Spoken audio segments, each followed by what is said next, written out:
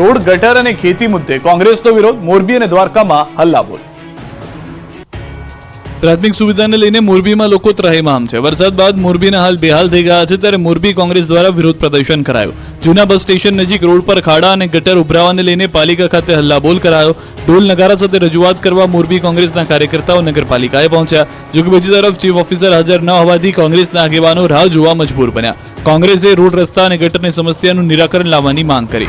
આ તરફ દ્વારકામાં લીલો દુષ્કાળ જાહેર કરવા કોંગ્રેસે માંગ કરી. ગુજરાત કિસાન કોંગ્રેસના આગેવાનો એકત્ર થઈ રેલી કાઢી. સમિતિના સભ્યોએ કલેક્ટર કચેરી આવેદન આપી માંગ કરી. ખેડૂતોના પાક ધિરાણ સંપૂર્ણ માફ કરવા માંગ થઈ. ખેડૂતોને અલગથી રૂપિયા 25,000 પ્રતિ હેક્ટર દીઠ ચૂકવવા માંગ થઈ. તમામ સ્થળો પર તાત્કાલિક ધોરણે સર્વે હાથ ધરી સહાય ચૂકવવા માંગ થઈ. સાથે જ પશુપાલકો, માછીમારો માટે પણ સહાયની વાત કરી. દ્વારકામાં તબાહી બાદ ખેતરોમાં સર્વે શરૂ કરી દેવામાં આવ્યો. દેવભૂમિ દ્વારકા જિલ્લામાં અતિવૃષ્ટિ બાદ જિલ્લા ખેતીવાડી વિભાગ દ્વારા પાક નુકસાની સર્વેની કામગીરી પૂરજોશમાં શરૂ કરાઈ છે. જેમાં પાક નુકસાની સર્વે ત્વરિત પૂર્ણ કરવા માટે 30 ટીમો કાર્યરત છે અને સર્વે કામગીરી વધુ વેગવાન બનાવવા અન્ય જિલ્લામાંથી 17 ટીમો બોલાવાઈ રહી છે. આ પાક નુકસાનીની કામગીરી પારદર્શક બને તે માટે તલાટી, મંત્રી અને ગ્રામસેવક ગામોમાં જઈ ધરતીપુત્રોની ઉપસ્થિતિમાં કરી રહ્યા છે સર્વે. જિલ્લામાં ભારે વરસાદના પરિણામે કપાસ, શાકભાજી, સોયાબીન તથા મગફળીના પાકોને વ્યાપક નુકસાન થયું છે. ધરતીપુત્રોને વ્યાપક નુકસાનની યોગ્ય વળતર મળે તે માટે ગ્રામસેવક અને તલાટી મળીને કુલ 30 ટીમો પૂરજોશમાં પાક નુકસાની સર્વેની કામગીરી કરી રહી છે. જેમાં દ્વારકા તાલુકામાં 7, કલ્યાણપુર તાલુકામાં 8, ભાંડવડ તાલુકામાં 7 અને ખંભાળિયા તાલુકામાં 8 ટીમો કાર્યરત છે. જિલ્લામાં કુલ 243 જેટલા ગામો પાક નુકસાનીનો પ્રાથમિક અંદાજ સીવી રહ્યા છે. રતનપરની મહિલાઓએ પાણી મુદ્દે બતાવ્યું પાણી, રોડ પર બેસી કર્યો ચક્કાજામ. સુરેન્દ્રનગરના રતનપુરના લોકો પાણી મુદ્દે પાણી બતાવી ચૂક્યા છે. વરસાદ થંભી ગયા અને 5 દિવસ થઈ ગયા છતાં રતનપરની અનેક સોસાયટીઓ હજુ પણ પાણીમાં ગરકાવ છે. 5 થી વધુ સોસાયટીમાં પાણી ભરાયા છે. ચામુંડા પાર્ક, દેવપાટી પ્લોટ સહિત આસપાસની સોસાયટીઓમાં વરસાદી પાણીથી ભારે હાલાકી થઈ રહી છે. અનેક વખત સ્થાનિક સદસ્યો સહિત પાલિકા તંત્રને રજૂઆત કરવા છતાં કઈ જ ઉકેલ નહીં આવતા અંતે લોકો વિફર્યા હતા. પાણીનો નિકાલ ન થતા લોકો રોડ પર આવી ગયા. મહિલાઓ સહિત લોકોનું ટોળું રોડ પર જ બેસી ગયું અને રસ્તો ચક્કાજામ કર્યો. સુરેન્દ્રનગરના રતનપર બાયપાસ પાસે રોડ ચક્કાજામ કરતા ટ્રાફિક જામ થઈ ગયો. મહિલાઓએ રસ્તા પર બેસી વિરોધ નોંધાવ્યો. મહિલાઓને રહીશોએ કર્યો ચક્કાજામ. રસ્તા પર ચક્કાજામને લીધે રોડની બંને સાઈડ ટ્રાફિક જામના દ્રશ્યો પણ સર્જાયા. વઢવાણ પોલીસ સ્ટાફે ઘટના સ્થળે પહોંચી ચક્કાજામ કરી રહેલા લોકોને સમજાવવાના પ્રયાસ કર્યા. નેત્રંગમાં કોલેજના વિદ્યાર્થીઓએ રોડ મુદ્દે કર્યો હલ્લાબોલ, રસ્તા રોકવા આંદોલનની ચીમકી. આ દ્રશ્યો છે ભરૂચના નેત્રંગના. ભરૂચની કેવી કોલેજ કે થોડા વરસાદ પડે તો પણ આપી દે છે રજા. તમને થતું હશે કે આ તો કેવી કોલેજ, પણ વાત કંઈક એવી છે કે ભરૂચ નેત્રંગ કોલેજ જવા માટે રસ્તો જ નથી. વિદ્યાર્થીઓને કોલેજ જવા માટે કાચા રસ્તા અને કાદવ કિચડમાંથી જવું પડે છે અને વરસાદ પડે એટલે પાણી ભરાતા કોલેજમાં રજા આપી દેવામાં આવે છે. તમે દ્રશ્યોમાં જોઈ શકો છો કે વિદ્યાર્થીઓ પાણી અને કાદવ કિચડમાંથી ચાલીને પસાર થઈ રહ્યા છે અને અહીંથી બાઇક નીકળે તે તો શક્ય જ નથી. ચાલીને પણ માંડ જઈ શકે છે. વિદ્યાર્થીઓનું કહેવું છે કે છેલ્લા કેટલાય વર્ષોથી આ જ સ્થિતિ છે અને અનેક રજૂઆત બાદ પણ કોઈ પગલાં નથી લેવાયા. ત્યારે વિદ્યાર્થીઓએ નેત્રંગ કોલેજ સુધી જવાનો માર્ગ બનાવવાની માંગ સાથે મામલતદારને આવેદનપત્ર પાઠવ્યું અને જો 7 દિવસમાં રસ્તાનું કામ શરૂ ન કરાયું તો રસ્તા રોકો આંદોલનની ચીમકી ઉચ્ચારી છે.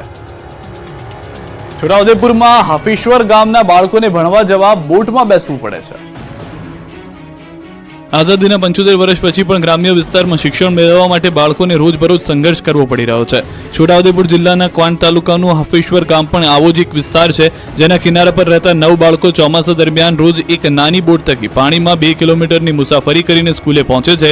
ક્વાંટ તાલુકાના હાફીશ્વર ગામમાં મુખ્ય રસ્તા સુધી પાક્કો રોડ જાય છે, પરંતુ ડુંગરીની તળેટી વચ્ચે અલગ અલગ 6 ફળિયા એવા છે જ્યાં રસ્તા નથી. બીજી તરફ હાફીશ્વરના જીવાડાના સામેના કિનારે પ્રાથમિક સ્કૂલ આવેલી છે.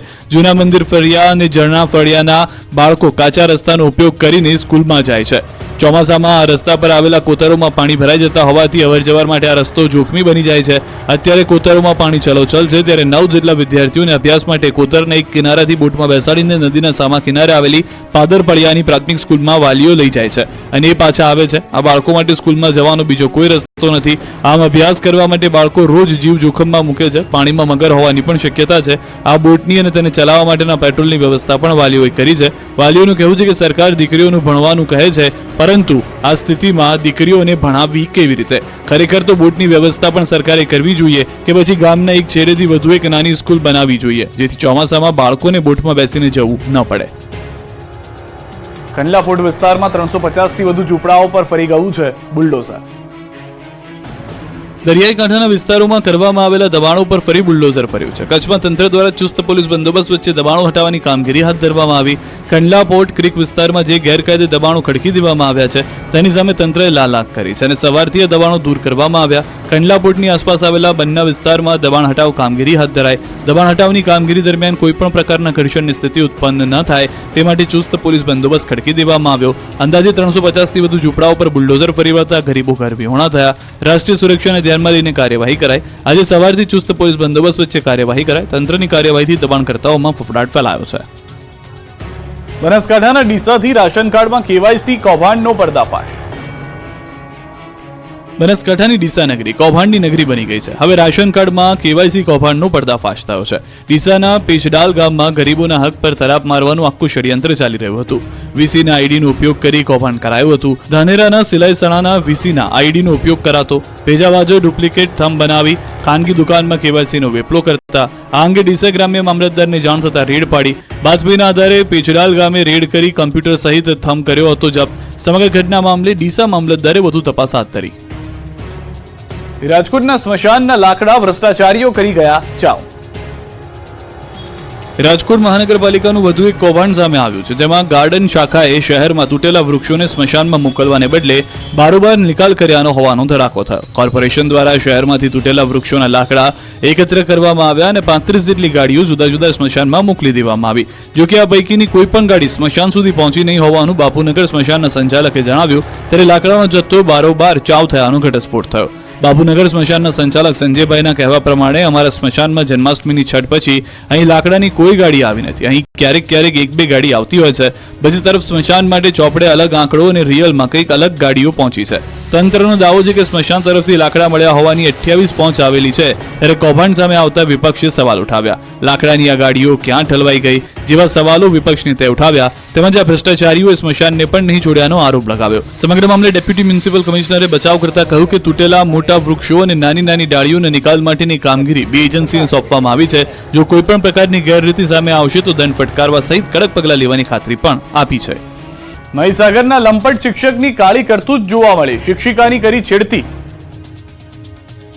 મહીસાગરના સંતરામપુરમાં શિક્ષણ જગતને શરમસાર કરતી ઘટના બની છે. લંપટ શિક્ષકનું શરમજનક કૃત્ય જોવા મળ્યું. સંતરામપુરના મહુડી ફળિયામાં લંપટ શિક્ષક મોહન ચૌહાણે શિક્ષિકાને છેડતી કર્યાની ફરિયાદ થતા ચકચાર મચી ગઈ. મહુડી ફળિયાના મકાનમાં મહિલાનો એકલતાનો લાભ લઈ શિક્ષક પોતાની હવસને સંતોષવા માટે મહિલાની છેડતી કરી અને બળાત્કાર કરવાની કોશિશ કરી. ભાડે રહેતી શિક્ષિકા એકલી હતી ત્યારે તેના ઘરમાં ઘૂસી લંપટ શિક્ષક આવી ગયો. બેડરૂમ સુધી બળાત્કાર કરવાના ઈરાદે જોર જબરજસ્તી કરતા ગભરાયેલી પીડિત મહિલાએ બચાવની બૂમ પાડતા હેવાન શિક્ષક ફરાર થઈ ગયો. આરોપી શિક્ષક ફરાર થતા સીસીટીવી કેમેરામાં કેદ. પીડિત મહિલાએ આપવીતી પતિને જણાવતા સંતરામપુર પોલીસ મથકે નોંધાવી ફરિયાદ. 190 વર્ષ જૂનો લાલ દંડાવાળા પગપાળા સંઘ અંબાજી જવા રવાના. ભાદરવી પૂનમને ગણતરીના દિવસો બાકી છે ત્યારે માના ભક્તોમાં અનેરો ઉત્સાહ જોવા મળી રહ્યો છે. અંબાજી તરફના માર્ગો બોલ માડી અંબે જય જય અંબે, અંબાજી દૂર હૈ જાના જરૂર હૈ ના નાદથી ગુંજી ઉઠ્યા. મા અંબાના દરબારમાં શીશ ઝુકાવવા માટે રાજ્યભરમાંથી 1800 જેટલા નાના મોટા પગપાળા સંઘ અંબાજી માટે પ્રસ્થાન કરી રહ્યા છે. ત્યારે અમદાવાદમાં દર વર્ષે સૌથી જૂનો અને પ્રાચીન લાલ દંડાવાળો સંઘ અંબાજી તરફ નીકળ્યો હતો. 190 વર્ષ જૂનો આ સંઘ વર્ષ 1947માં ભારતને મળેલી આઝાદીના પહેલાનો છે. આજે પરંપરા સાચવીને સંઘ હાથમાં કમંડળ, ત્રિશૂળ અને ધૂપ લઈને માતાજીના ધામમાં શીશ ઝુકાવવા નીકળી ગયા હતા.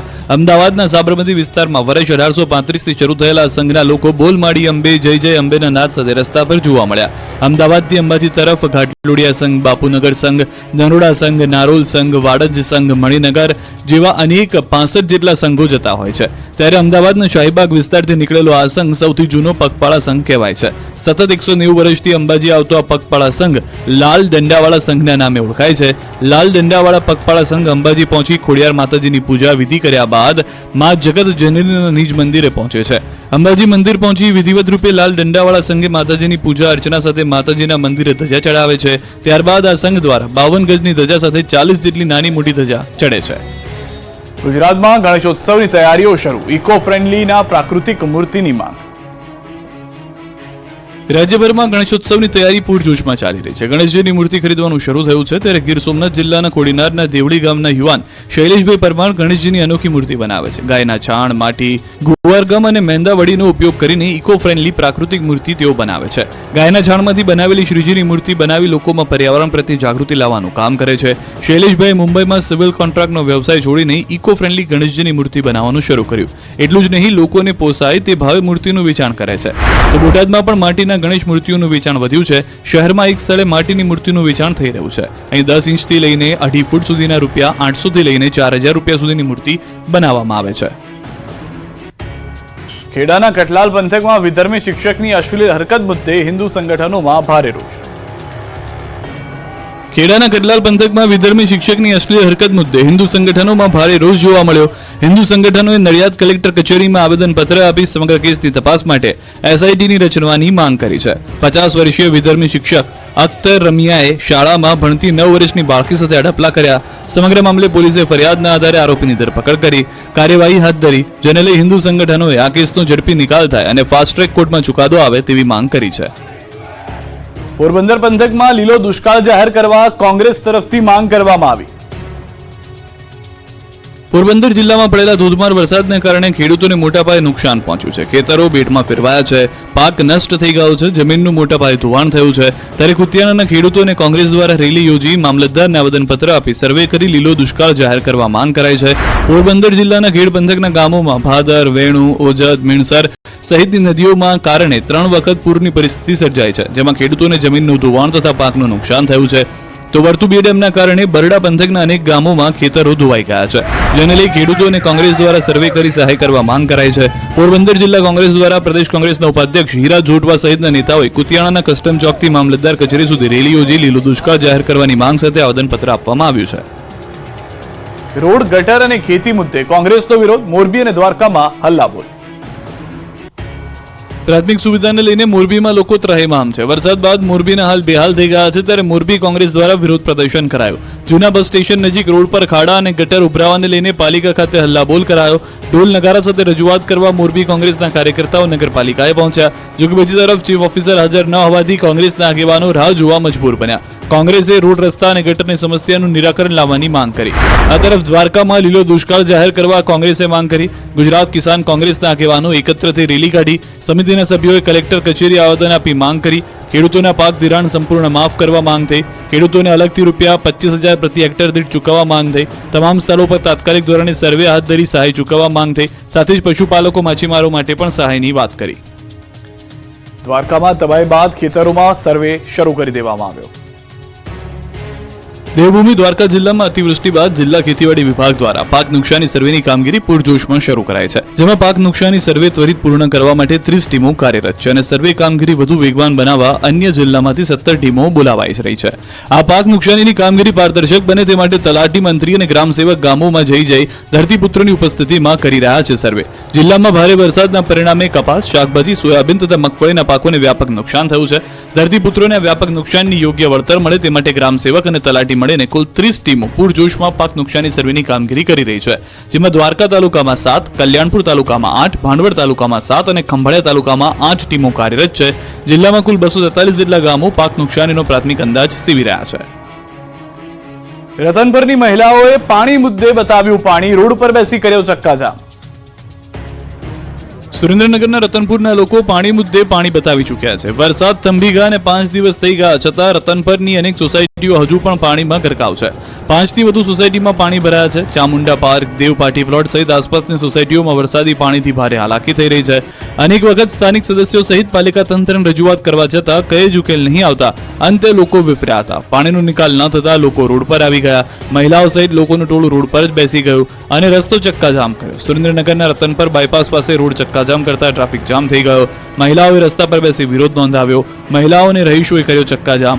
રસ્તા પર ચક્કાજામને લીધે રોડની બંને સાઈડ ટ્રાફિક જામના દ્રશ્યો પણ સર્જાયા. વઢવાણ પોલીસ સ્ટાફે ઘટના સ્થળે પહોંચી ચક્કાજામ કરી રહેલા લોકોને સમજાવવાના પ્રયાસ કર્યા.